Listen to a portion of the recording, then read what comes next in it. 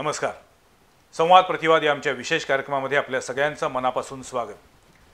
गेले जवळपास 4 आठवडे आपण बोलतोय कोरोना कोरोना कोरोना. म्हणजे कोरोना हा आजार कशामुळे होतो, त्याची लक्षणं काय, शरीरातील रोगप्रतिकारक शक्ती वाढवायची असेल तर काय केलं पाहिजे, मानसिक आरोग्य कसं राखलं पाहिजे, कोरोना नंतरचं विश्व कसं असणार, अशा अनेक मुद्द्यांवरती बोलतोय.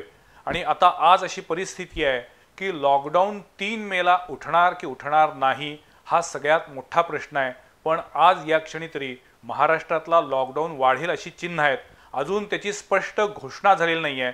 परंतु लॉकडाऊन नंतरचं जे काही आर्थिक विश्व असणार आहे त्याच्याबद्दल मात्र आता अनेकांच्या मनात काळजी दाटून राहिलेली आहे. याचं कारण असं आहे की लॉकडाऊन नंतरचं एक वेगळं विश्व समोर येईल. आणि असं म्हटलं जाते की कोरोनाच्या आधीचं आणि कोरोनाच्या नंतरचं अशी 2 विश्व इथून पुढे बघायला मिळतील. आणि मग या काळामध्ये अनेकांचा रोजगार जाईल, बेरोजगारी वाढेल, अनेकांचं दरडोई उत्पन्न कमी होईल, अनेक कंपन्या बंद पडतील, असे अनेक तर्क वितर्क आपल्या समोर येत आहेत, कानावरती येत आहेत. या सगळ्यामध्ये नेमकं काय तथ्य आहे, काय चित्र असणार आहे, या सगळ्याचा एक धांडोळा घेण्यासाठी, एक चाचपणी करण्यासाठी आज आम्ही पुन्हा एकदा याच विषयातल्या तज्ज्ञांशी बोलणार आहोत. आणि त्यासाठी आज आम्ही आमच्या स्टुडिओमध्ये बोलवलेले आहेत शिवाजी विद्यापीठातील अर्थशास्त्र विभागातील प्राध्यापक डॉक्टर ज्ञानदेव तळुले सर यांना. त्याचबरोबर ती आज आपल्यासोबत आहेत दैनिक लोकमतचे संपादक आदरणीय वसंत भोसले सर. त्यांचंही स्वागत आहे. सर, गेल्या आठवड्यामध्ये याच संवाद प्रतिवादच्या व्यासपीठावरून आम्ही चर्चा केलेली होती. त्यामध्ये दैनिक सकाळचे संपादक श्रीराम पवार होते, आणखीन धैर्यशील पाटील होते. यांनी सगळ्यांनीच आम्हाला थोडीफार माहिती दिलेली होती की कोरोना नंतरचं विश्व काय असणार आहे. मला तळुले सर तुमच्याकडे यायचे पहिल्यांदा की सगळ्यात पहिल्यांदा मला विचारायचे की सर्वसामान्य माणसाच्या दृष्टीनं त्याला एक महत्त्वाचा प्रश्न असतो, तो म्हणजे माझ्या उत्पन्नामध्ये काही घट होणार आहे का, माझी नोकरी जाण्याची शक्यता भीती आहे का, आणि ओव्हरऑल महागाई वाढणार आहे का. या 3 प्रश्नांना अनुसरून तुम्ही काय सांगाल? सर्वात महत्त्वाची गोष्ट अशी आता याच्यामध्ये नोकरी जाणार आहे का, तर बहुतांशी लोकांची नोकरी गेलेली आहेच आहे. याचं कारण असं आहे की 85% लेबर फोर्स आपली ही इन्फॉर्मल सेक्टरमध्ये असंघटित क्षेत्रामध्ये काम करते आणि ते 60% इकॉनॉमी किंवा 60% अर्थव्यवस्थेची ऍक्टिव्हिटी त्याच्या अंतर्गत येते. याच्यामध्ये शेती क्षेत्र आहे, बांधकाम क्षेत्र आहे, रस्ते आहेत, हॉटेल इंडस्ट्री, असे अनेक उद्योग याच्यामध्ये येणार आहेत. त्यातले कामगार हे असंघटित क्षेत्रातले कामगार आहेत आणि हे कामगार 85% कामगार आहेत, हे लक्षात ठेवा. त्यांचं तर थांबलेलंच आहे, नोकरी तर गेलेलीच आहे. याच्या अगोदर आपण जे NSSOचे रिपोर्ट आले होते की भारतातली बेरोजगारी ही गेल्या 40-45 वर्षाच्या उच्चतम पातळीवर आहे. त्याच्यानंतर इमिडिएटली आपल्याला कोरोना आलेला आहे. म्हणजे त्या क्षेत्रातही परिणाम झालेला आहे. ह्या क्षेत्रात तर पूर्णतः परिणाम आपल्याला जाणवतो आहे किंवा किंबहुना ते क्षेत्र थांबलेलं आहे. त्यांचा रोजीरोटीचा प्रश्न निर्माण झालेला आहे. आणि त्याच्यानंतर महत्त्वाचा मुद्दा तुम्ही जो विचारता की सामान्य कुटुंबांचं काय होणार आहे, किमतीच्या संदर्भात काय होणार आहे, महागाई वाढेल का, तर एकंदरीत महागाईच्या संदर्भात सध्या तरी फारसं चित्र असं एवढं महागाई वाढीच्या दिशेनं दिसत नाही. याचं कारण कसं आहे का मागणी थांबलेली आहे. अच्छा. उत्पादन शेतीचं आहे किंवा उत्पादन इतर क्षेत्राचं आहे, ते सगळं तिथे थांबलेलं आहे.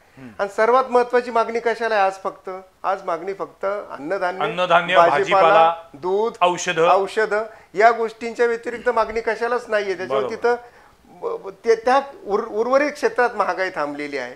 आणि ही जी काही थोडीफार मागणी आहे ती काही फार मोठ्या प्रमाणात नसल्यामुळं तिथेही महागाई सध्या थांबलेली आहे. परंतु आपल्या सुदैवाने हे जर लवकर थांबलं तर मग मात्र आपल्याला या दृष्टीनं याचं व्यवस्थापन करण्यासाठी कठोर परिश्रम देश पातळीवर करावे लागेल. पण आता मॅन्युफॅक्चरिंग इंडस्ट्री आहे, ऑटोमोबाईल इंडस्ट्री आहे, फाउंड्री सारखे आपल्या इकडचे उद्योग आहेत, किंवा सगळ्यात महत्वाचं म्हणजे जे लोक नोकरी व्यवसाय करतायत, IT इंडस्ट्री आहे, या सगळ्यांवरती काय परिणाम होईल कोरोनाचा. आता IT इंडस्ट्रीचं पहिल्यांदा उत्तर मी तुम्हाला देतो. IT इंडस्ट्री नेमकं काय करते हो, आतमध्ये जातात, बाहेर येतात. काही प्रोड्यूस करून बाहेर येतात का? नाही. जर मॅन्युफॅक्चरिंग सेक्टर चालू असेल तर IT इंडस्ट्री ते हँडलिंग करणार आहे. बरोबर. ज्यावेळेस manufacturing sector exactly subsidiary sector आहे आणि तेच भारतामध्ये आपल्याला मेन सेक्टर वाटतं. परंतु प्रोडक्शन सेक्टर जोमाने सुरू झाल्याशिवाय IT इंडस्ट्रीला परत उभारी येणार नाही. पण मग मॅन्युफॅक्चरिंग इंडस्ट्रीची काय अवस्था? मॅन्युफॅक्चरिंग इंडस्ट्री सुरू होणं तितक्या लवकर सुरू होणं अत्यंत आवश्यक आहे. म्हणून अर्थव्यवस्थेची चाकं जो प्रत्येक जण आता दोन आहेत. एक काय करायचं आहे की लॉकडाऊन करून आपण कंट्रोल करायचं आहे का टेस्ट म्हणजे चाचण्या करायच्या आणि औषधोपचार करून याला कंट्रोल करायचं आहे, असं कन्फ्युजनमध्ये संपूर्ण जग आहे. पण लॉकडाऊन हा आपल्याला सोपा मार्ग वाटतो म्हणून सगळ्यांनी लॉकडाऊन करून टाकलं. हे लॉकडाऊन जर कंटिन्युअसली चाललं तर मग ते सुद्धा तुम्हाला तितकंच डिफिकल्ट होणार आहे. कारण लॉकडाऊनमुळे जे कंट्रोल होणार आहे ते लॉकडाऊन पर्यंत कंट्रोल असणार आहे. लॉकडाऊन उठल्यानंतर काय होईल याची शाश्वती तुम्हाला नाहीये. परंतु लॉकडाऊन जितकं लांबेल तितकं मात्र तुमची अर्थव्यवस्थेची चक्र थांबवून तो जो सपोर्ट आहे, उदाहरणार्थ सरकारला एक्साईज मधून येणारा पैसा थांबलाय, सरकारला स्टॅम्प ड्युटीतून येणारा पैसा थांबलाय, सरकारला पेट्रोल डिझेलच्या विक्रीतून येणारा जे टॅक्सेस आहेत ते सगळं थांबलंय. जर लॉकडाऊन कंटिन्यू राहिलं तर सरकार याच्यातलं तरी पुढे काही करू शकेल का? लॉकडाऊन सहित इकॉनॉमी किंवा तुम्हाला ज्या टेस्ट करायच्यात, जे गरिबाला अन्नधान्य द्यायचे, अन्नधान्य तर आपल्याकडे आहे असं गृहीत धरू, परंतु औषधोपचार द्यायचा आहे, बाकीच्या हेल्थ फॅसिलिटीज, बाकीच्या आजारांसाठी ज्या हेल्थ फॅसिलिटीज द्यायच्या आहे, एज्युकेशन सेक्टरला काहीतरी करायचंय, हे तुमच्याकडे क्षमता राहणार आहे का लॉकडाऊन असेल? म्हणजे सरकारचं पण उत्पन्न कमी होईल आणि त्याचा परिणाम सरकारच्या कार्यक्षमतेवरती अजून होईल. म्हणजे लॉकडाऊनमुळे कोरोना कंट्रोल होईल याची शाश्वती नाही, परंतु सगळं क्षेत्र ठप्प होईल याची खात्री आहे. वसंत भोसले सर, तुमच्याकडे येतो. आता जसं आपण म्हटलं की आर्थिक दृष्ट्या त्याचे जसे परिणाम दिसत आहेत तसं माणसाच्या क्रयशक्तीवरती, माणसाच्या मानसिकतेवरती पण परिणाम होत चाललेला आहे. दोन गोष्टी होत आहेत. एक तर गेले 35 दिवस 38 दिवस जवळपास लॉकडाऊन आता भारतामध्ये आहे. लोक घरात बसून कंटाळली आहेत. लॉकडाऊन कधी संपेल याचं अजूनही उत्तर नाही. आणि जसं आता सर म्हटले त्यानुसार लॉकडाऊन संपल्यानंतर कोरोना गेला असं आपल्याला काही म्हणता येत नाही. त्यामुळे हे संकट पुढचे 6 महिने तरी आपल्यावरती घोंगावत असणार आहे. अशा परिस्थितीमध्ये तुम्हाला एकूण समाजामध्ये विषमता वाढेल आणि ज्यांच्याकडे गरिबी आहे ते अजून गरीब होतील आणि श्रीमंतांमधले अजून श्रीमंत होतील आणि ती विसंगती वाढेल असं वाटतंय का? निश्चित असं होणारच आहे. एक तरी आता सरांनी सांगितलं त्याप्रमाणे आपला असंघटित समाज खूप मोठ्या प्रमाणात आहे आणि असंघटित समाज असण्याचा तोटा जसा आहे तसा थोडासा फायदा पण आहे. कारण लॉकडाऊन जर उठला तर हा सगळा ॲक्टिव्हिटी सुरूच होतात आणि सुरू झाल्या की त्यांना रोजगार विशेष देण्यासाठी विशेष गुंतवणूक शासनाला करावी लागते किंवा करायला पाहिजे असं नाही आहे. कारण हातगाडीवाला सुरू होतो, पावभाजीवाला सुरू होतो, हॉटेल सुरू झालं तर तो रोजगार सुरू होतो. म्हणजे एकीकडे नाही, जसं तो आज लॉकडाऊन केल्यामुळं त्याच्या नोकऱ्या एकदम पटणं गेल्या तसं ते सुरू झाल्यानंतर सुद्धा लगेच सुरू होऊ शकतात. कारण जर इंडस्ट्री तुम्हाला सुरू करायची असेल तर त्याला गुंतवणूक करावं लागेल आता. कारण मोठ्या प्रमाणात सरकारने सपोर्ट केल्याशिवाय किंवा सरकारने चलन बाजारात आणल्याशिवाय हे चलन होणार नाही, विस्तार होणार नाही याचा. तर तो एक फायदा आहे म्हटलं तर.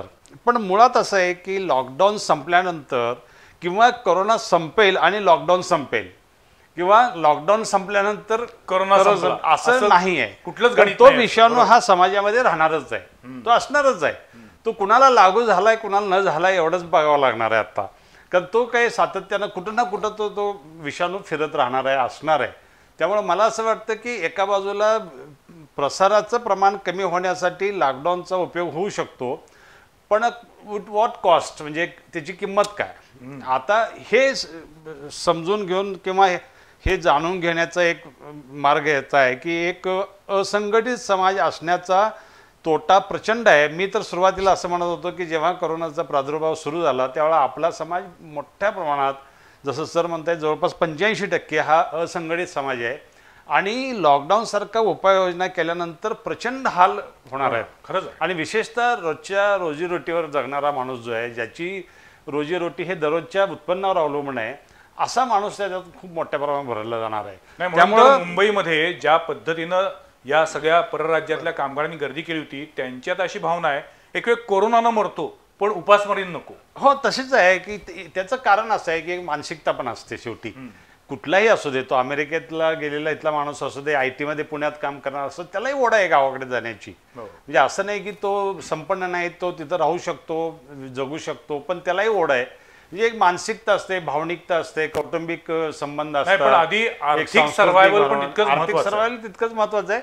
पण त्यासाठी आपल्याकडे आता तुम्हाला लक्षात आलं असेल की आपण लोक किती मोठ्या प्रमाणात रोजगाराच्या संधी शोधण्यात किती मोठ्या प्रमाणात स्थलांतरित झालेत बघा गेल्या 25-30 वर्षामधले हे या उत्तर निमित्ताने नाही. दिसून आलं. पूर्वीपासून आपल्याकडे आहे. जेव्हा ब्रिटिश काळात सुद्धा आपल्याकडे ग्रामीण भागातला मजूर मोठ्या प्रमाणात कापड गिरणीमध्ये मुंबईला जात होता, पण हे अशी सेंटर्स खूप कमी होते. आजकाल तो विस्तार झाला, विशेषतः आर्थिक उदारीकरणानंतर ज्या पद्धतीची सगळी ढवळण झाली सगळी, त्या ह्याच्यामध्ये खूप मोठ्या प्रमाणात लोक बाहेर आलेत आहेत. आणि महाराष्ट्रातलंच तुम्ही ट्रेंड बघितला तर तुम्ही अख्खा पश्चिम महाराष्ट्रातला ग्रामीण भाग, मराठवाड्यातला ग्रामीण शहरी सर्वच भाग हा सर्व पुणे, मुंबई, ठाणे आणि सगळ्या नाशिक ह्या भागामध्ये जातो आहे आणि तिथं कॉन्सन्ट्रेट त्याचं होत आहे. जे लोकसंख्या तिथं प्रचंड वाढते आणि त्याचा फटका आता आपल्याला बसलाय. म्हणजे हे आपल्याला ट्रेंड लक्षात आले नव्हते आणि हे लक्षात आले तर सुद्धा त्याची नोंद घेऊन आपण कधी नियोजन करत नाही. एक वेगळा प्रश्न विचारतो सर, आत्ता सध्या भारतामध्ये किंवा महाराष्ट्रामध्ये जे काही कोरोनाचे आकडे वाढत आहेत हे बघितल्यानंतर तुम्हाला असं वाटतंय का की अजूनही आपल्यासमोर खरे आकडे येत नाही आहेत किंवा अजूनही आपण टेस्टिंग करण्यात कमी पडतोय? या कोरोनाचं हवं तसं तपासणी करणारी सगळी इन्फ्रास्ट्रक्चर आपल्याकडे नाही आहे, कमी पडतोय आपण अजूनही. ते करायला तेवढी इन्फ्रास्ट्रक्चर नाही, इन्फ्रास्ट्रक्चर उभं करावं लागेल आणि मोठ्या प्रमाणात टेस्टिंग करावं लागेल. पण मग हा आकडा नजीकच्या काळामध्ये वाढू शकतो. कारण काय आलंय माहिती आहे का, विशेषतः तुम्हाला हे ग्रामीण भागात कमी दिसतं. कारण ग्रामीण भागात एक शारीरिक अंतर म्हणा किंवा जे सोशल डिस्टन्सिंग वगैरे म्हणतो आपण, त्या गोष्टी थोड्याशा कमी आहेत. आणि दुसरी गोष्ट, ग्रामीण भागामध्ये भरपूर जागा असते, त्यामुळे लोक वेगवेगळ्या पातळीवर वेगवेगळ्या ठिकाणी कोण शेतात जाऊन कामही करतो, कोणी विहिरीवर जाऊन बसतो. अशी परिस्थिती आहे की ग्रामीण भागामध्ये तपासण्याच होत नाहीये. नाही, तपासण्या होत नाहीत हे खरं आहे, पण आजारी पडण्याचं प्रमाणही कमी आहे ना. हो. पण शहरात कसं झालंय, शहरात लोकांची घनता जास्त आहे, कमी जागेमध्ये जास्त लोक राहतात. राहायला पुरेशी जागा नाही, झोपायला पुरेशी जागा नाही, संसार करायला पुरेशी जागा नाही. त्यांनी जरी म्हटलं की मोबाईल घ्या, टीव्ही घ्या, आणखीन काही साधनं असतील ते घ्या, त्याच्यावर करमणूक करून घेत बसलं म्हटलं तरी सुद्धा पुरेशी जागाच नाही आहे ना, घनता जास्त आहे. आणि हे आज दिसतंय आपल्याला. आणि हे पूर्वीपासूनचं दुखणं आहे. म्हणजे महानगरं जी झाली आपली, दिल्ली घ्या, कलकत्ता, बेंगलोर किंवा हैदराबाद, मुंबई, मद्रास आहे, चेन्नई आहे, अहमदाबाद आहे, सुरत आहे, या ठिकाणी मोठ्या प्रमाणात येतात. ही सगळ्या ठिकाणी मोठ्या प्रमाणात झालेली गर्दी ही केव्हा ना केव्हा आपल्याला कुठलंही संकट येऊ दे, आपण ते सांभाळू शकत नाही. मोठ्या प्रमाणात जर 2-3 दिवस पाऊस पडला, रेल्वे बंद झाल्या, तर मुंबईत काय अवस्था होती आपण पाहिलेलं आहे. डिझास्टरच तयार होतं. म्हणजे आपल्याकडे काही झालं, म्हणजे एखादं साधं रस्त्यावरचं झाड जरी पडलं तर दोन्ही बाजूला किलोमीटरच्या किलोमीटर रांगा लगेच उभ्या राहतात. म्हणजे सुरळीत जर चालू असेल जनजीवन तरच आपलं सुरळीत चालतं, अन्यथा सगळं विस्कटतं. इतकी आपली सगळी घनता लोकांची आहे. आणि दुसऱ्या बाजूला मला असं वाटतं की असंघटित मध्ये क्षेत्रामध्ये, शेतीमध्ये मोठ्या प्रमाणात लोक असणं हे एक पथ्यावर पडलं आहे अजूनही आपल्याला. आपण औद्योगिकरण त्या पद्धतीचं झालेलं नाही किंवा ह्याचं झालेलं नाही. आता औद्योगिकरणामध्ये पथ्यावर पडले कशा अर्थाने? पथ्यावर याच्या अर्थानं पडलंय की त्यांची संपूर्ण इकॉनॉमीवर ते इफेक्ट करत नाही. शासनाला महसूल कुठं शेतीत मिळतो का? नाही मिळत, फारसा मिळतच नाही, जवळपास खूप कमी मिळतो. पण इंडस्ट्री याच्यामधनं किंवा बाकीच्या व्यवहारातनं, सेवा सेक्टरमधनं याच्यामध्ये मोठ्या प्रमाणात मिळतो. हॉटेल इंडस्ट्री असेल, पर्यटन असेल, कुरिअर असेल, बाकीच्या सगळ्या गोष्टी असेल, याच्याबरोबर मोठ्या प्रमाणात मिळतो. पण आज एक स्ट्रेंथ अशी झालेली आहे की आपल्याकडे अन्नधान्य आहे, आपण ते एक वर्षभर देऊ शकतो. गेल्या वर्षी सुदैवानं आपल्या भारतामध्ये सरासरी पाऊस सर्वत्र बऱ्यापैकी चांगला झाला होता. यावर्षी उत्पन्न भरपूर चांगलं आहे. तुम्हाला फळफळावर सुद्धा आता तुम्ही रस्त्यावर बघा की जाईल तिथं मोठ्या प्रमाणात भाजीपाला कमतरता नाही. आता ती महागाई जी आहे ती त्या क्षेत्रातली महागाई कृत्रिमरित्या निर्माण केलेली आहे. म्हणजे शेतातनं मालच येत नाही असं म्हणून ग्राहकांना सांगायचं आणि शेतकऱ्याला सांगायचं की लोकच बाहेर पडत नाही, त्यामुळे विकलं जात नाही. उलटी आता अशी परिस्थिती आहे त्यामुळे तिकडनं स्वस्तात खरेदी करायचं. अनेक शेतकरी बाजारपेठेमध्ये आपला माल जात नाहीये, पडू नये म्हणून तो फुकट वाटतायत किंवा आपल्या आपण बातम्या दाखवल्या, हे ढबू मिरची पुन्हा शेतात उठली. नाही, पण हे वातावरण झाल्यामुळं काय झालंय की शेतकऱ्यांना खरेदी करताना तो उदाहरण देतो व्यापारी, मालच खपत नाही, मातीमोल दरानं शेतकऱ्याकडनं घ्यायचं आणि इथं सांगताना सांगायचं की मालच येत नाही, वाहतूक बंद आहे, पैसे मिळत नाही. ते असं चौपटीनं जवळजवळ विक्री चालू आहे. त्यामुळे ही कृत्रिम पद्धतीनं उभा केलेली आणि त्याचा गैरफायदा घेण्याचा प्रकार चालू आहे. खरं तर शासनाने याच्यावरती लक्ष द्यायला पाहिजे की तुमची जी खरेदी आहे तुमच्या तालुक्यातनं, ढबू मिरचीची असेल, मेथीची असेल, कोथिंबिरीची असेल, वांगी असतील, काकडी असतील, यांची खरेदी काय होते आणि विक्री काय होते याच्यावर पण बघायला पाहिजे, लक्ष द्यायला पाहिजे. आणि नाहीतर याचा गैरफायदा घेतील आणि याचा फटका मोठा सामान्य माणसाला, मध्यमवर्गीय माणसाला बसू शकतो. तळुले सर, पुन्हा एका वेगळ्या मुद्द्याकडे येतो. RBIनं 1,00,000 कोटीचं पॅकेज जाहीर केलं. त्याच्यापूर्वी सुद्धा काही उपाययोजना केल्या होत्या कोरोना नंतरच्या अर्थव्यवस्थेला थोडीशी बळकटी देण्यासाठी. RBI किंवा सेंट्रल गव्हर्नमेंट जे काही प्रयत्न करते, जी काही पावलं टाकतायत, त्याच्याकडे तुम्ही कसं बघता? मी त्याच्याकडे या अंगाने सध्या बघेल की मी जे सुरुवातीच्या प्रश्नाचं उत्तर देताना तुम्हाला सांगितलं की ही गरिबांची संख्या, इन्फॉर्मल सेक्टर म्हणजे असंघटित क्षेत्राची प्रचंड मोठी कामगार संख्या आणि त्याच्यामुळे गरिबांची संख्या मोठी आहे. 80% लोकसंख्या आज आपली गरिबीमध्ये येते. अगदी दारिद्र्यात असं म्हणता येणार नाही, परंतु हँड टू माउथ रोजच्या कमाईवर ज्यांचं जीवन अवलंबून आहे, म्हणून त्यांच्याकडे लक्ष देणं आपल्याला आवश्यक आहे सुरुवातीला आता. आणि त्यांच्याकडे लक्ष दिलं, समजा 80% लोकसंख्येला जर आपण महिन्याला 10 किलो धान्य त्यांना जर दिलं तर आपल्याला 62.4 मिलियन टन एवढं फूड ग्रेनचं आपल्याला वाटावं लागेल. बरं.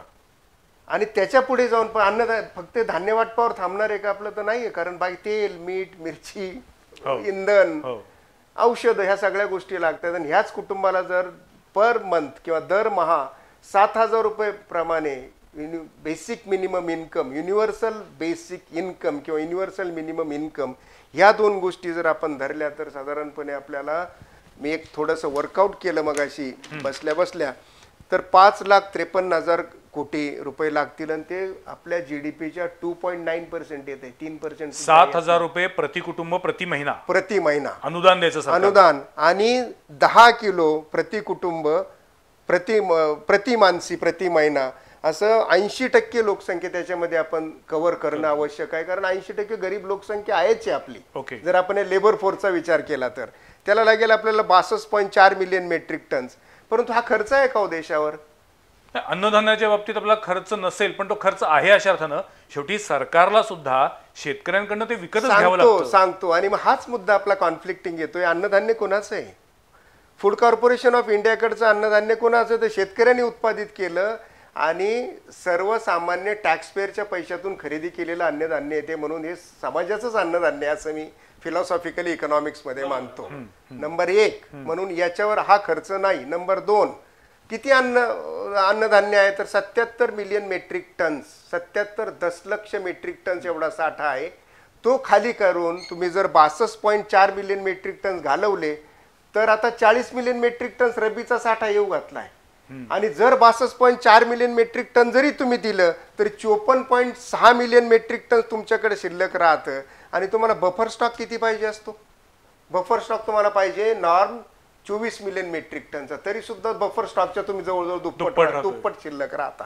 हा एक भाग. पण म्हणजे मग तुमच्या दृष्टीनं आता जी रेशन व्यवस्था आहे ती अधिक बळकट करावी लागेल. रेशन व्यवस्था बळकट करावी लागेल, परंतु अनेक लोकांकडे रेशन कार्डच नाहीये. तर म्हणून याला युनिव्हर्सल डिस्ट्रीब्युशनची सिस्टम आणली पाहिजे. ज्याला पाहिजे त्याला द्यायचं, ज्याला गरज आहे ज्याला गरज आहे, जो मागेल त्याला द्यायचं. महत्वाचा भाग.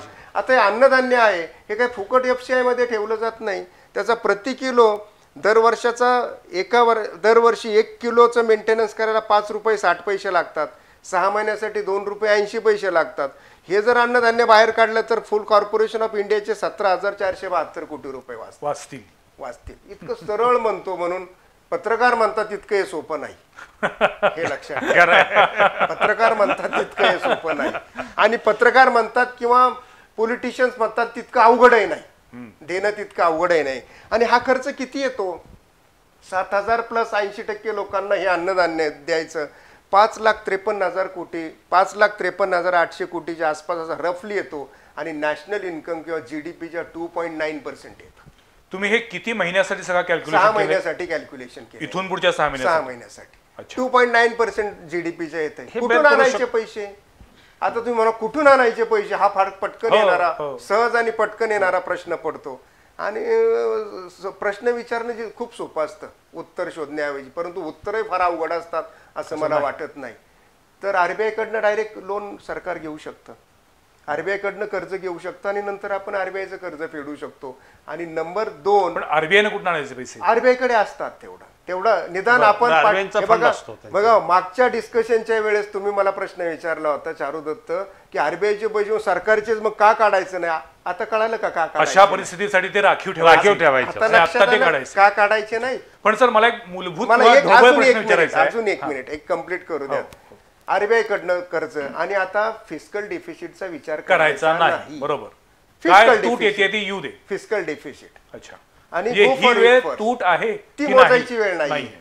आणि एक लक्षात ठेवा तूट किती असावी फिस्कल रिस्पॉन्सिबिलिटी आणि बजेट मॅनेजमेंट ऍक्ट किंवा budgetary management act reserve bank sorry world bank IMFने सांगितलं की 3% फिस्कल डिफिसिट असावा याला कुठे कोणते नियम आहेत कोणत्या नियमातून आलं असं काही स्ट्रिंजंट इकॉनॉमिक लॉ त्याला नाहीये पण एवढी असावी असं म्हटलं सगळ्याच देशांनी ते ऍक्सेप्ट केलं आपण मेंबर कंट्रीज असल्यामुळं म्हणून 3% वगैरे याच्यावर आपण सध्या फिक्स्ड आहोत किंवा त्याला आपण आग्रहाने धरून बसलो पण 5% झाली तर काय फरक पडणार आहे अशा सर ते परिस्थितीत ठरवताना त्या देशाची उत्पन्नाची जी काही स्थिती आहे किंवा उत्पन्नाची साधनं जी आहेत त्याचाही विचार केला जातो का तर आपण इंडस्ट्रियलाइज्ड कंट्रीज नाही नाहीये आहोत. आपण. म्हणजे Agriculture base आपलं आहे. ऍग्रिकल्चर बेस पण मोठ्या प्रमाणात आहे मोठ्या प्रमाणात म्हणतो मी पण ते करताना उत्पन्नाची साधनांचा विचार केला जातो का मग तेवढं जर ठेवताना फिस्कल डेफिसिट म्हणजेच एक साध्या ढोबळ भाषेत सांगायचं ठरलं तर तुमचा खर्च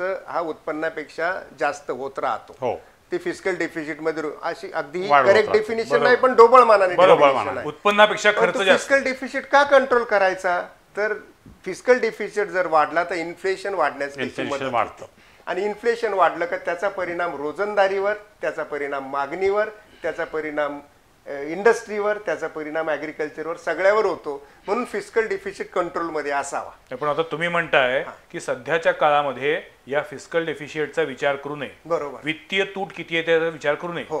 पण भविष्यामध्ये या सगळ्याचा परिणाम म्हणून जर आपली अर्थव्यवस्था आणखीन गडगडली त्याच्यातून नवीन प्रश्न निर्माण झाले त्याच्यातून बेरोजगारी निर्माण झाली तर त्याला जबाबदार कोण अर्थव्यवस्थेत दीर्घकाळाची काही गोष्ट नसावी मला वाटतं आता कारण सध्याचे कसं असतं current दीर्घकाळात issues बघून छोट्या छोट्या काळांचा मिळून दीर्घकाळ बनलेला असतो समजा आज आपण फिस्कल डेफिसिट वाढला हे सगळं करताना इन्फ्लेशन वाढलं ही आपली फिस्कल पॉलिसी राजकोषीय धोरण झालंय त्यावेळेस तुमची आरबीआय काठी घेऊन उभी राहणार आहे ना इन्फ्लेशन कंट्रोल करायला आणि परत फिस्कल डेफिसिट कंट्रोल करायला म्हणजे एकमेकावर अवलंबून गोष्टी आहेत. अवलंबून गोष्टी आहेत त्या पॉलिसीच्या गोष्टी पण आता कॉमन माणसाच्या दृष्टीनं सगळ्यात महत्वाचं जो मगाशी म्हणलं त्यानुसार की कोरोना नंतर सगळीकडे असं वाटते की एकूणच मंदीचं चित्र अजून भयानक होत जाईल होणार नक्की होणार नक्की होणार किती काळासाठी रिलीफ कधी मिळेल समजा असं आपण गृहीत धरू म्हणजे असं अजून अद्याप इतकं वर्कआउट त्याचं झालेलं नाही परंतु असं ढोबळमानाने आपण आज गृहीत धरू आज सगळं थांबलं एक्स डेला दिवसाला म्हणजे आजच्या दिवसाला किंवा उद्या दिवसाला थांबलं तिथून पुढं आणि सरकारांनी सगळ्यांनी प्रयत्न व्यवस्थित सुरू केले त्याला रिस्पॉन्स जनतेने दिला इंडस्ट्रीने दिला कृषी क्षेत्रानं त्या देशातल्या दिला तरी किमान 1 वर्ष जाईल अरे बापरे पहिले 6 महिने अत्यंत खराब मधून परिस्थिती सुधारण्यापर्यंत जातील उरलेले 6 महिने तुम्हाला आहे त्या परिस्थितीमध्ये याच्या पूर्वपदावर येण्यासाठी म्हणून हे 6 महिने अधिक पुढचे 6 महिने किमान 1 सर वर्ष. माझा एक असा एक साधा ढोबळ तुम्हाला प्रश्न विचारतो की मानसिकता जसं मगाशी मी तुम्हाला उदाहरण दिलं की शेतकऱ्यांशी बोलताना एक भाषा आणि ग्राहकाला विकताना एक भाषा हे जसं व्यापारी वापरतो मग तो छोटा व्यापार असो नाही तर मोठा असो बरोबर तसं संपूर्णच उत्पादन क्षेत्रामधला जो मालक वर्ग आहे किंवा जो उत्पादक आहे तो ह्या सगळ्या परिस्थितीचा गैरफायदा घेत नाही असं वाटत नाही तुम्हाला कारण बऱ्याच ठिकाणी हे सगळं स्लो होत नाही नोकरी मिळत नाही मी तुला अधिक पगार देऊ शकत नाही कारण ही परिस्थिती आहे अधिक नाही आहे तो पण पगार देऊ शकत नाही असं निम्माच देणार म्हटलं जातं आता मला सांगा की बऱ्याच एक मीटिंग झाली एका शासकीय अधिकाऱ्यांच्या बरोबर उद्योजकांची पहिल्याच महिन्यात त्यांनी सांगितलं की आमचा पगार 6 कोटी होतो आमच्या कंपनीचा तुम्ही आम्हाला तेवढे पैसे द्या मला असं वाटतं की वर्षाला तुम्ही 1000-1200 कोटीचा टर्नओव्हर करणार आहे तुम्हाला पगार एक द्यायला 6 कोटी रुपये तुम्हाला नाही आहेत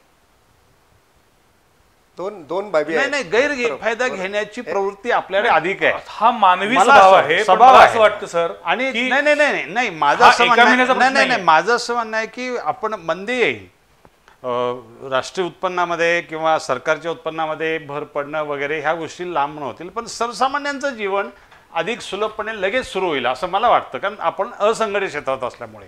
उद्या हॉटेल सुरू झालं की 10 मजुरांना काम सुरू होतं. एखादं हॉटेल सुरू झालं तर, रिक्षा सुरू झालं की कोल्हापुरात 5,000 लोकांना काम सुरू होतं, 5,000 कुटुंबांचं काम सुरू होतं. बसेस सुरू झाले की ड्रायव्हर कंडक्टर यांचं काम सुरू होतं. 2 फोल्डमध्ये उत्तर आहे, पण मी जर विसरलो तर मला आठवण करून द्या. पहिल्या फोल्डमध्ये सामान्य परिस्थितीमध्ये सुद्धा शेतकऱ्याला जो त्याच्या मालाचा पैसा मिळतो आणि आपण जे त्या मालाचे पैसे देतो त्या आपल्या पैशातल्या प्रत्येक रुपयातले फक्त 35 पैसे शेतकऱ्याला मिळतात. सामान्य परिस्थिती, आज तर आणीबाणीची परिस्थिती आहे. ही तुम्ही म्हटलात ती प्रवृत्ती, जे मधल्या चेनची जी प्रवृत्ती आहे ती प्रवृत्ती. आणि दुसरं जे तुम्ही म्हटलात काही इन्फॉर्मल सेक्टर पटकन चालू होतं जे लोकलाइज्ड आहे तेवढं फक्त चालू होतं. परंतु सर मला या अनुषंगाने एक सेकंद मी तुम्हाला थांबवतो की आपण जी सतत मधली चेन, दलाल, व्यापारी हे म्हणतो, हे सुद्धा एक प्रकारे या समाजाचे घटक आहेत, तेही नागरिक आहेत, त्यांनाही त्यांचं उत्पन्न मिळवण्याचा हक्क आहे, अधिकार आहे, असं आपण का नाही म्हणतो? नाकारतच नाही आम्ही.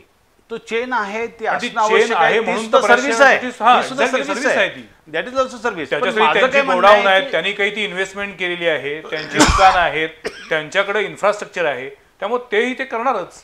आपण त्यांना सतत आरोपीच्या पिंजऱ्यात उभं करणं पण योग्य नाही. माझं काय म्हणणं आहे की त्याचा गैरफायदा घेण्याची प्रवृत्ती. हा, गैरफायदा घेऊ नये, फायदा घ्यावा. नाही, पण चारुदत्त, जर नॉर्मल किंवा सामान्य परिस्थितीमध्ये आणीबाणी नसतानाही फक्त 35% उत्पादकाला मिळत असेल आणि 65% जर मधल्या चेनला मिळत असेल तर हे डिस्प्रपोर्शनेटच आहे ना. बरोबर, हे अन्यायकारक आहेच ना. हे सामान्य परिस्थिती आज ते प्रमाण 15, 25, 85 वगैरे झालं. आज 15, 85 किंवा 20, 80 कदाचित असू शकतं. आणि दुसरा प्रश्न जे भोसले साहेब म्हटले की इन्फॉर्मल सेक्टर लगेच चालू होतं असं नाहीये. लोकलाइज जे आहे, रिक्षावाला वगैरे जे आहे, तो तर फार मोठा प्रश्न. रिक्षा सुरू होतील पण त्याला गिराईक मिळेल का नाही, त्या गिराईकाकडे तेवढी क्रयशक्ती असेल का नाही पैसे देण्याची. उद्या एकूणच जर उत्पन्नावरती परिणाम झाला तर माणूस म्हणेल नाही, मी आता 50 रुपये रिक्षा देण्याऐवजी मी चालत जातो आणि 50 रुपये वाचवतो. आणि याच्यातून मंदीचा फटका सुरू होतो. म्हणजे आपल्याकडे असं म्हणतात की शेती जर व्यवस्थित चालू असेल तर सगळं अर्थचक्र व्यवस्थित चालू होतं, कारण तरच बायर्स कॅपॅसिटी तयार होते. तेव्हा मला तर मूळ मुद्द्याकडे आपण येऊया की कोरोनामुळे की शेती हा सर्वाधिक रोजगार आज देणारा व्यवसाय नाही, पण सर आता लॉकडाऊनच्या नंतरच्या काळामध्ये मॅन्युफॅक्चरिंग इंडस्ट्री असेल, ऑटोमोबाईल इंडस्ट्री असेल, IT सेक्टर असेल, या सगळ्यावरती परिणाम होणार आहे, दीर्घकालीन परिणाम होणार आहे, किमान 1 वर्ष जाणार आहे. मग या सगळ्या परिस्थितीमध्ये मगाशी जो प्रश्न विचारणार होतो की ही परिस्थिती जर आपल्याला दूर करायची असेल तर सेंट्रल गव्हर्नमेंट, RBI नोटा छपाई करू शकते का? शेवटचा पर्याय तोच आहे, तोच शिल्लक राहतो. आणि मग सरकार कशासाठी? अगदी कॅपिटलिस्ट इकॉनॉमी मध्ये सुद्धा, अमेरिकेमध्ये सुद्धा 2008ला $700 मिलियन पॅकेज ओबामाने आणलंच होतं. मग शेवटी सरकार कशासाठी? भारताच्या संदर्भात तर अमेरिकेत जसा 1948ला मार्शल प्लॅन आणला होता तशासारखी परिस्थिती आपल्याला करावी लागेल किंवा अवलंबावी लागेल. उदाहरणार्थ आता हे कामगार सगळे हेल्डअप झालेले उद्या सोडले तर त्याच्या गावी जातील. आपल्याकडे 2 सेक्शन आहेत आपल्या भारतीय समाजाचे. कामगार पुरवणारी राज्ये बिहार, उत्तर प्रदेश, झारखंड, ओरिसा, पश्चिम बंगाल, आणि कामगार ऍब्सॉर्ब करणारे किंवा रोजगार देणारे महाराष्ट्र, गुजरात, दक्षिण पश्चिमी राज्ये, तामिळनाडू, केरळ, कर्नाटका, महाराष्ट्र, गुजरात आणि वर तिकडे पंजाब, हरियाणा, दिल्ली. आता यांचं काय असं वाटतंय बरं का मला की हे परत गेल्यानंतर हा जो ट्रॉमा आहे, उद्या समजा सगळं शांत झालं तरी इमिडिएटली परत मागे येणार नाही, लेबर मिळणार नाही, लेबर मागे येणार नाही. मग ह्या दक्षिण पश्चिम राज्यांच्या मधलं उत्पादकता थांबेल, त्याच्या पुढे अडचण येईल, मोठा फटका बसेल. त्यांच्यातला उदाहरणार्थ हा दुहेरी फटका आहे. म्हणजे एकीकडं कामगारांना रोजगार नाही कारण ते आपापल्या घरी निघून गेले आहेत तिथं, आणि दुसरीकडे कारखान्यांना उपलब्ध मनुष्य. चारुदत्त, तिथं काय करावं लागेल हे महत्वाचं सांगतोय मी आता. का इकडे आल्यानंतर आता यांच्याकडे सरकारला जे मार्शल प्लॅन सारखं मी म्हणत होतो, इकडे सरकारला यांत्रिकीकरणाचं कदाचित पाठपुरावा करावा लागेल. उदाहरणार्थ भात कापणी आहे, गहू कापणी मोठ्या प्रमाणावर आहे, कन्स्ट्रक्शन सेक्टर आहे, आणि तिकडे ते जे कामगार आहेत तिकडे त्यांना रोजगार नाही, कारण ते रोजगार देणारी राज्य नाहीत, ते सप्लाय करणारी राज्य आहेत. तिकडे सरकारला इन्फ्रास्ट्रक्चर डेव्हलपमेंटचे प्रोजेक्ट्स, कृषी विभागाचे विकासाचे प्रोजेक्ट्स, ॲग्रिकल्चर मार्केटिंगचे प्रोजेक्ट, रस्ते बांधण्याचे प्रोजेक्ट, कारखानदारी तिकडं सपोर्ट करावे लागेल, असं दुहेरी स्वरूपाचं प्लॅनिंग सरकारला केलं आणि खरोखर आपण करू शकतो का हा प्रश्न आमच्या पुढे नेहमी येतो. कोरोना नंतरचा वेगळा भारत तयार होईल त्यात. कसं नियोजन करावं लागेल याला मी भारताचा मार्शल प्लॅन संबोधतो. जर या राज्यांनी ते केलं, आपल्याला ही जी अडचण किंवा हे जे काही आपल्यातला विरोधाभास तयार झालेला विकासामधला, तो विरोधाभास, ती गॅप सुद्धा आपल्याला ब्रिज करता येईल. गॅप सुद्धा आपण विचारात जर घ्यावा हा लागेल. इंडियन मार्शल प्लॅन म्हणून काहीतरी असेल, याच्यातून हा निर्मिती कायमच झाली घ्यावा तर लागेल तुम्हाला. एक नवीन धडा मिळेल. नवीन धडा मिळेल. पण सर 1918ला स्पॅनिश फ्लू होता, बरोबर. त्यावेळेला पण अशाच पद्धतीची महामारी होती. भारतामध्ये जवळपास 1.5 कोटी लोकांचा 1 मृत्यू झाला. कोटी 80 लाख लोक, भारतात त्यावेळेचं 6% लोकसंख्या आपली गेली होती, मृत्यू पावली होती आणि हा जगभरात हा कहर होता. जगभरात कहर झाला होता. त्यावेळेला अशाच पद्धतीनं आपली अर्थव्यवस्था कोलमडली होती. कोलमडली होतीच, परंतु त्यावेळेस आपलं फारसं मोजमाप तरी किती होतं ब्रिटिशांच्या काळात. बरोबर. आणि पॅरामीटर्सच वेगळे होते. चारुदत्त म्हणजे निष्काळजीपणाचे parameter, who was caring for whom, कोणीच कोणाची काळजी करत नव्हतं. म्हणून 1943च्या बेंगाल फॅमिन मध्ये 40 लाख लोक भूकबळीने मेलेच आपले. मुंबईचा मुद्दा काढलाय तुम्ही. आणि तिसरा मुद्दा 1896-97 ते 1903-04 पर्यंतचा जो प्लेग होता, त्याच्यात 1.25 कोटी लोक मेलेच. महामारी भारताला नवीन नाही, नवीन नाही, जगालाही नवीन नाही, जगालाही नवीन नाही. स्पॅनिश फ्लू मध्ये अमेरिकेतले 50 लाख लोक मेलेले आहेत. अरे बापरे. जगातले प्लेग मध्ये जगातले 5 लाख लोक 5 कोटी लोक, 5 कोटीपेक्षा जास्त लोक मेलेले आहेत. माय गॉड. पण आताची आव्हानं वेगळी आहेत, आताची परिस्थिती वेगळी आहे. मला एका वेगळ्या मुद्द्याकडे सर तुम्हाला दोघांनाही विचारायचंय की सातत्यानं सर्व प्रसार माध्यमांमधून असं दाखवलं जाते, चित्र रंगवलं जाते की खरं आहे, हे आता आपल्याला बोलता येणार नाही, पण या सगळ्यामध्ये चीन हा एका संशयाच्या वातावरणात सापडलेला आहे आणि त्यामुळं चीनमधल्या अनेक बहुराष्ट्रीय कंपन्या आपलं भांडवल मागे घेतील, तिथलं भांडवल काढून घेतील आणि त्यामुळे भारताला खूप मोठी संधी मिळेल आणि भारताची इकॉनॉमी अधिक चांगली डेव्हलप होईल असं बोललं जाते. तथ्य आहे का त्यात? तथ्य आहे आणि तथ्य असावं सुद्धा, परंतु प्रश्न असा आहे का आपण त्याची संधी घ्यायला केपेबल आहोत का, इथे वास्तव नाही. हा सर्वात महत्वाचा भाग आहे. आपल्याकडे तेवढं इन्फ्रास्ट्रक्चर आहे का, इन्फ्रास्ट्रक्चर आहे, विल पॉवर आहे, विल पॉवर आहे का, पॉलिटिकल आणि ऍडमिनिस्ट्रेटिव्ह विल, ह्या दोन गोष्टी फार महत्वाच्या आहेत. चायनाने ह्या गोष्टी सुरू केलेल्या 1970च्या उत्तरार्धामध्ये सुरू केल्या. प्रचंड मोठं त्यांनी मॅन्युफॅक्चरिंग हब तयार केलं आणि त्याच्यातून पुढे चायनाची अशा प्रकारची निर्मिती होत गेली. गव्हर्नन्सची सिस्टम चायनाची वेगळी आहे, हे सगळं आपण मान्य करतो. सगळं आयरन कर्टन आहे, म्हणजे लोखंडी पोलादी पडदा आहे वगैरे, या सगळ्या गोष्टी आहेत. परंतु तरी सुद्धा ज्या देशांच्या मल्टीनॅशनलची इन्व्हेस्टमेंट चायनामध्ये आहे, त्या देशांना तरी आता त्यांच्या कंपन्यांनी बाहेर पडावं असं सकृतदर्शनी दिसतंय. उदाहरणार्थ जपानने $2.2 बिलियन पॅकेज आणलं का तुम्हाला तुमचं भांडवल जर इतरत्र हलवायचं असेल, परंतु आपण त्याच्यासाठी किती तयार आहोत. पण सर तुम्हाला असं वाटत नाही की सध्याच्या काळात आपण असं म्हणतो की मोदी सरकार हे भांडवलदारांचं सरकार आहे आणि ते रेड कार्पेट घालून या वेगवेगळ्या कंपन्यांना आकृष्ट करण्याचा प्रयत्न करते, तर त्यामुळे एक पॉझिटिव्ह अशी शक्यता वाटत नाही का की या सगळ्या मोठमोठ्या कंपन्या भारतात येऊ शकतील आणि त्यांचा खर्च आंतरराष्ट्रीय पातळीपेक्षा भारतामध्ये नक्कीच कमी असेल. तो खर्च किती असेल ह्या गोष्टी, महत्वाचा खर्च त्याच्यात असतो लेबर कॉस्ट. हो, तीच भारतामध्ये स्वस्त आहे. लेबर कॉस्ट चायनापेक्षा भारतामध्ये स्वस्त नाहीये. चायनापेक्षा भारतामध्ये स्वस्त नाही. पण चायनाबद्दलची जी आता शंका आहे, संशयाचं वातावरण निर्माण झालेलं आहे, त्याचा फायदा भारताने घ्यावा. पण आहे या परिस्थिती आज तरी आपण तयार आहोत असं वाटत नाही त्याच्यामध्ये. तुम्हाला काय वाटतं? नाही, आपण घेऊ शकत नाही, कारण एक तरी आपल्याकडलं वातावरण नाही तसं. कारण आपल्याकडल्या वातावरणामध्ये सामाजिक स्वास्थ्य ठीक नाही आहे, त्याशिवाय इन्फ्रास्ट्रक्चर पुरेसं नाही आहे. तुम्हाला वीज, पाणी, बाकीचे इन्फ्रास्ट्रक्चर सगळ्या पुरवायला लागतील, त्या तुम्हाला करावं लागतील. आणि त्या करण्यासाठी तुमची पावलं जी उचलायला पाहिजे ती आपण जाणीवपूर्वक उचलत नाही आहोत. त्यामुळे मला असं वाटत नाही की त्याचा फायदा आपण मोठ्या प्रमाणात घेऊ शकतो. आणि ह्या मोठ्या इंडस्ट्रीला प्रचंड इन्फ्रास्ट्रक्चर लागतं. हो, आपल्याकडे पोर्ट्स डेव्हलप करण्याची रिसोर्सेस पुष्कळ आहेत, परंतु आपलं तिकडे दुर्लक्ष झालेलं आहे. महाराष्ट्रासारख्या राज्याला 750 किलोमीटरचं समुद्र, महाराष्ट्र शहर आता येत्या 1 मेला 60 वर्षाचा होईल. 60 वर्षाचा आपण एक फोर्ट केला फक्त, 60 वर्षांमध्ये ही जी स्पीड आहे हे आपलं दुसरा एक प्रचंड खाजगीतनं कमी speed केला आहे. त्याचा वापर आपण करत नाही आहोत. जयगडचा फोर्टचा वापर करण्यासाठी म्हणजे थोडक्यात आपण रेल्वेने त्याला infrastructure level ला जोडत कमी नाही, पडू असं रस्त्याने त्याला प्रचंड जोडत कमी नाही, एअरनं त्याला जोडत नाही आहोत आपण. मग इन्फ्रास्ट्रक्चर उभं जर आपण या वेगानं करणार असू तर कशा कंपन्या येतील सांगा बघूया. व्हाईस वर्षा दुसरा दुसरी प्रश्न गोष्ट सामाजिक स्वास्थ्य सुद्धा तुम्हाला फार महत्वाचं लागतं. तुमच्यामध्ये तुम्ही मीडिया ह्याला फार मोठ्या प्रमाणात जबाबदार आहे असं माझं म्हणणं आहे. आहे ना, आहे ना. ज्या पद्धतीचं वातावरण आपण क्रिएट करतो, ज्या पद्धतीने हे करतो, निगेटिव्हिटी तयार करतो. आज मला सांगा पण सर आता आपण बोलतो एक प्रकारे निगेटिव्हिटीज होते की हो. हे होणार नाही, होऊ शकत नाही असं आपण नाही नाही म्हणतोय. नाही नाही, मी तेच म्हणतोय. त्यासाठी आपण बोललं पाहिजे ना की ही निगेटिव्हिटी तयार होऊ नये. माझं काय म्हणणं आहे, जिथं 4 लोक जमलेत तिथे 4 लोक परदेशी लोकांशी संपर्कात आलेत, मग ते उद्योगासाठी असेल, धार्मिक कार्यक्रमासाठी, सांस्कृतिक असेल, आणखीन प्रवासासाठी असेल, ते बाधित होणार.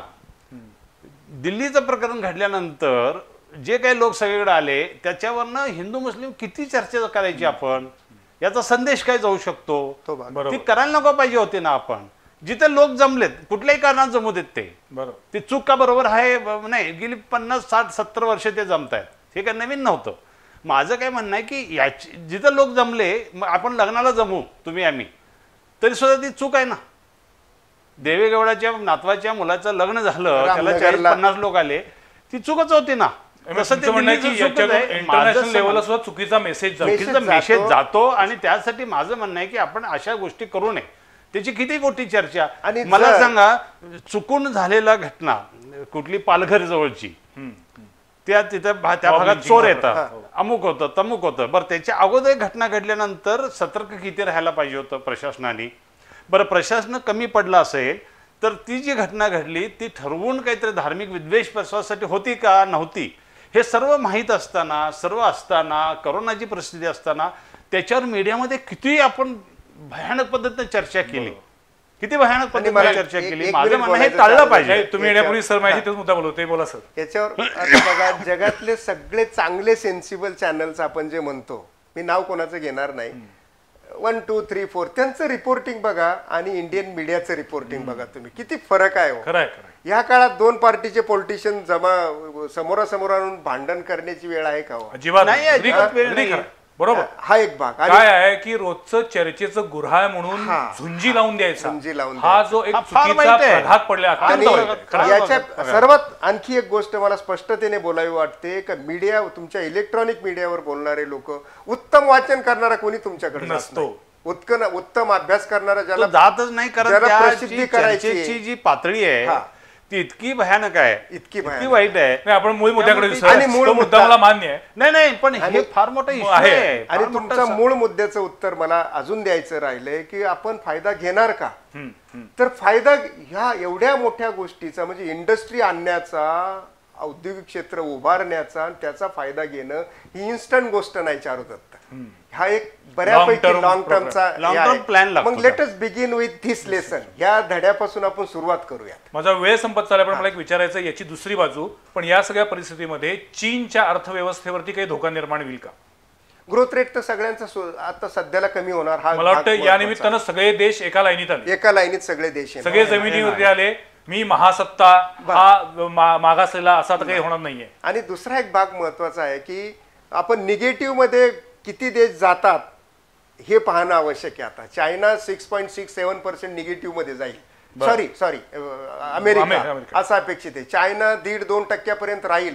निदान राहिला तर चांगली गोष्ट आहे, शून्यावर किंवा निगेटिव्हवर गेला नाही तर बरं होईल. भारत सुद्धा 2-2.25% राहील अर्थाचे अंदाज आहेत, परंतु आणखी डिफिकल्ट राहील का नाही याची खात्री नाही. शून्यावर किंवा निगेटिव्ह मध्ये आता नाही 4 गेला. आहे ना, 4-4.5. आता 4-4.5 आहे, तर त्याचं 2-2.5% कमी होईल. म्हणजे 2-2.5% झाले तरी आपण सस्टेन होऊ, सस्टेन होऊ. कारण आपल्याला नाहीतर हिंदू ग्रोथ रेटची सवय आहे, गरिबीत सस्टेन व्हायची आपल्याला.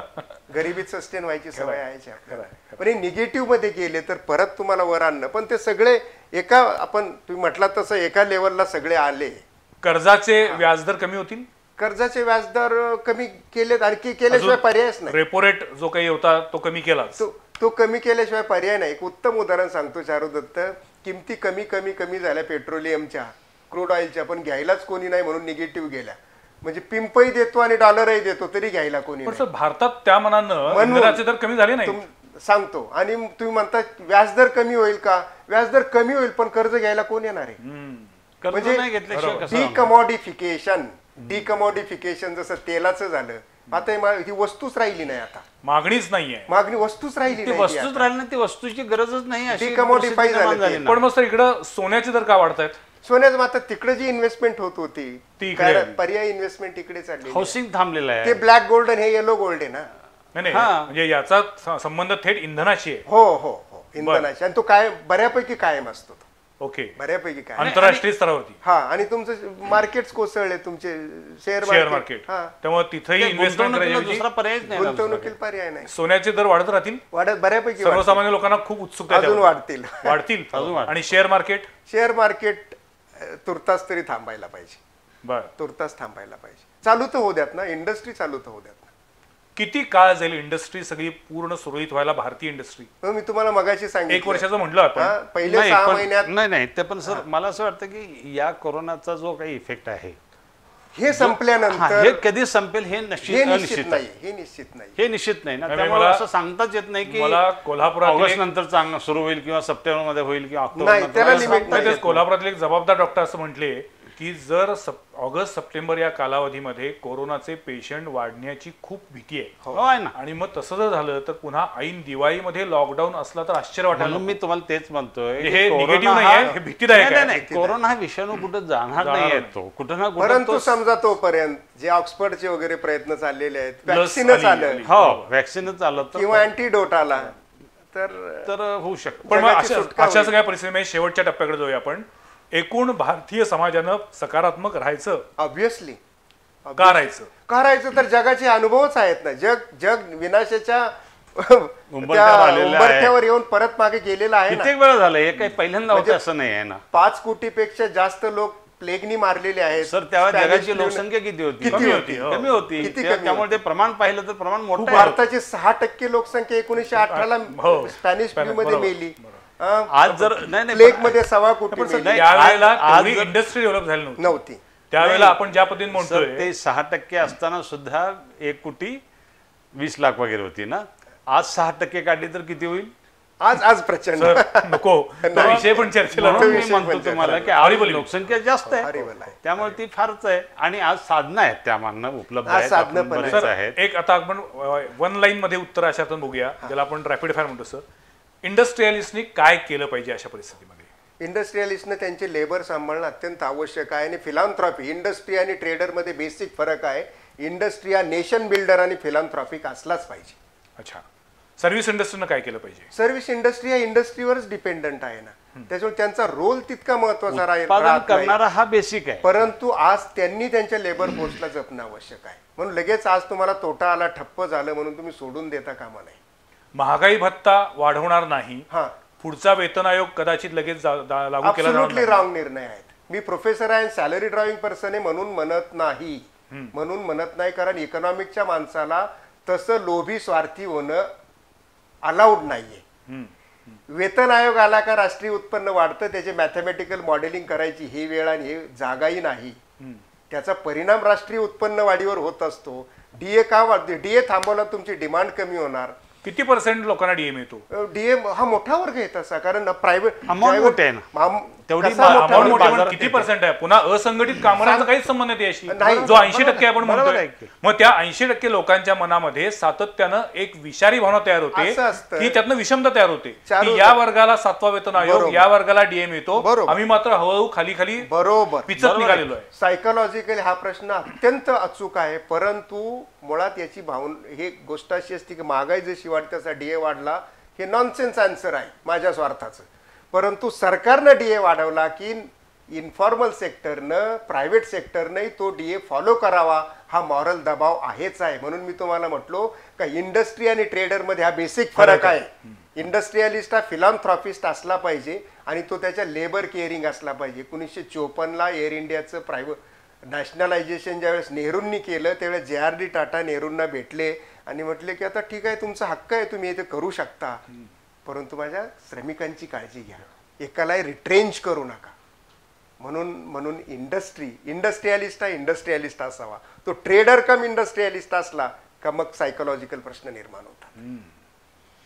ही राष्ट्रीय भावना यायला पाहिजे त्याच्यामध्ये. मला असं वाटतं की आता अनेक प्रश्न नव्यानं आपल्या समोर येतील आणि त्या वेळेला त्याची काही उत्तरं आपल्याला लोकांनी सापडत नाही जातील. नाही काही लोकांनी त्यागी घ्यायला स्वीकारलं पाहिजे. अगदी. मी फक्त सामान्य माणूस असेल, मी एक उदाहरण दिलं होतं की 72ला जेव्हा दुष्काळ पडला आपल्याकडे, त्यावेळी लोकांनी कशी जगले, लोक सुकडी खाऊन जगले. सुकडी खाऊन जाईल. रस्ते लोकांनी श्रम काय केलं, दगड फोडले दगड रस्त्यासाठी.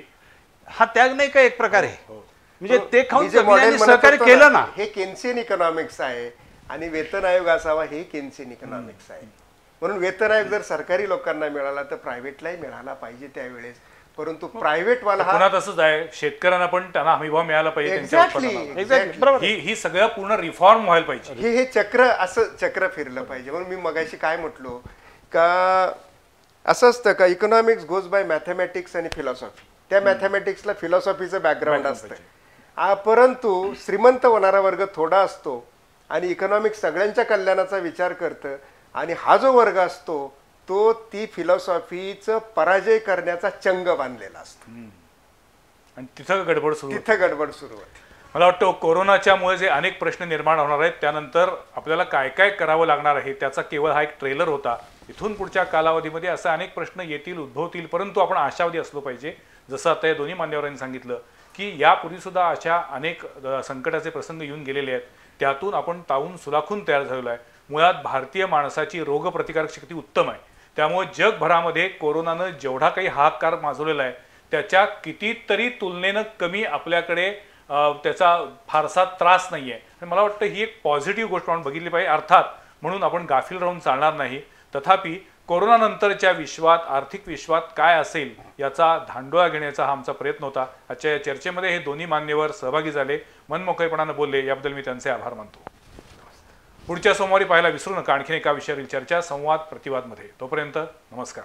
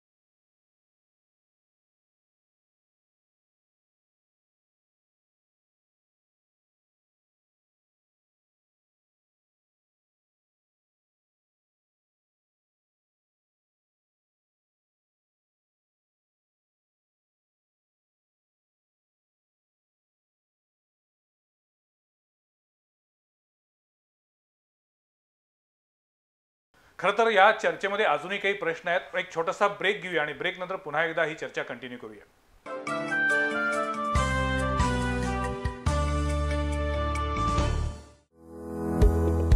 To achieve success and prosperity in business, the selection of the right place is very important.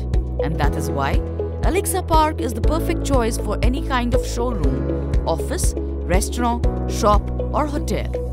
Right from 400 square feet to 4,000 square feet, ground floor to 9th floor, Alexa Park offers a variety of options for your business ventures. Best-in-class quality construction, independent parking, located in the heart of the city, a site that's highly attractive and the focus of everyone's attention. Perfect planning and super fast construction. Reaping prosperity, Alexa Park is a paramount residential and commercial hub of modern times.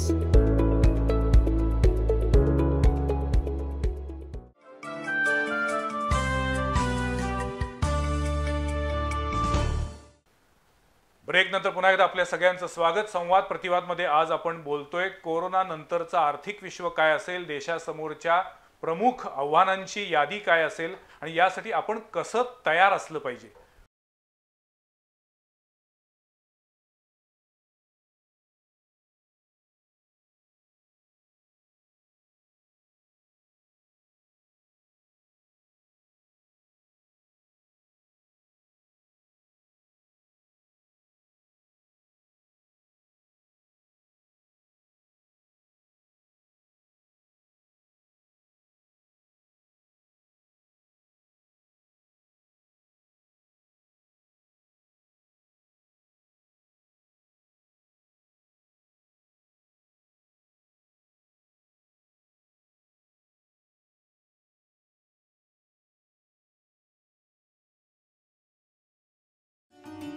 माननीय शिवाजीराव वसंत मोरे, उपाध्यक्ष, महाराष्ट्र राज्य गाव कामगार police Patil संघटना, मोरे पाटील परिवार, कणेरीवाडी, तालुका करवीर यांच्यातर्फे जाहीर आवाहन.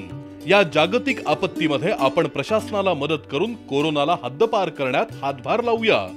आपली आणि आपल्या कुटुंबाची काळजी घ्या. घरीच थांबा, घरीच रहा, सुरक्षित रहा.